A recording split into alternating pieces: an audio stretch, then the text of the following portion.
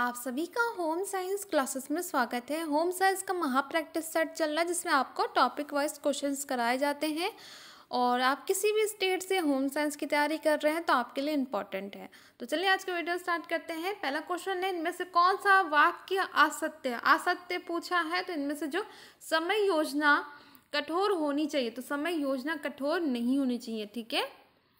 फिर next question है, निम्नलिखित में से कौन सा कारक बाद में कार्यों को करने में बाधक है। तो बाद में कार्यों को करने में जो कारक बाध्य होता है वो है थकान। थकान होती है तो कोई भी कार्य नहीं हो पाता। बॉर्डम थकान किस प्रकार की नहीं है, तो वो आएगा शारीरिक थकान। नेक्स्ट क्वेश्चन देखते हैं, एक प्यासे व्यक्ति का दूसरे गिलास पानी पीने पर कम संतोष मिलता है। यह स्पष्ट विषय है किसकी, सीमांत उपयोगिता ह्रास नियम का। बहुत इंपॉर्टेंट है। देखें तो बहुत सारे क्वेश्चंस पूछे जाते हैं, जीआईसी में पूछा गया था। ठीक है।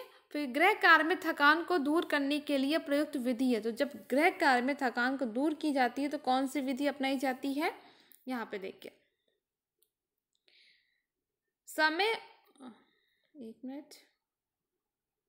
समय और श्रम बचत करने वाले उपकरणों का प्रयोग करके, जैसे श्रम और समय दोनों ही बचत हो।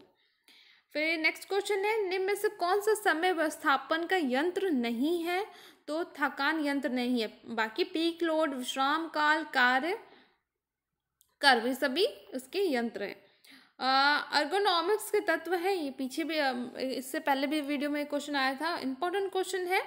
तो कार्य और वातावरण परिस्थितियां, शारीरिक माप और शारीरिक रासायनिक क्रियाएं, मानव कारक और मानव क्षमता, ये सभी अर्गोनॉमिक्स के तत्व हैं। याद रखिएगा, बहुत बार एग्जाम में पूछा जाता है। निम्न में से कौन समय व्यवस्थापन का यंत्र नहीं है। समय व्यवस्थापन का यंत्र पूछा है जो नहीं है, तो वो है थकान। ठीक है, थकान कोई यंत्र नहीं होता है। निम्न में से कौन सा सम्मिलित नहीं है। तो इनमें से जो सम्मिलित नहीं है वो है सेवानिवृत्त मानसिक थकान, ये आपका सम्मिलित नहीं है। यहाँ पे आप देख सकते हैं इसका कार्य पूर्णता होगा। ठीक। नेक्स्ट क्वेश्चन देखते हैं, धन कैसा साधन है। धन अमानवीय साधन है। पीजीटी 2005 के पेपर में आया था। 2006 के पेपर में देखिए, किस साधन की गुणात्मक सीमाएं हैं। तो भौतिक पदार्थ का। और देखिए, आय व्यवस्थापन में सबसे पहले आवश्यक है, आय का जब आप व्यवस्थापन करते हैं तो सबसे आवश्यक क्या, लक्ष्यों का जानना कि आपका लक्ष्य ही क्या है। आपको पता होना चाहिए कि आपको किस लिए धन का व्यवस्थापन आप कर रहे हैं। फिर आता है समय व्यवस्थापन की योजना के सफल होने से क्या होगा, संतोषजनक पारिवारिक लक्ष्य एवं मानसिक संतुष्टि दोनों होते हैं। ठीक है।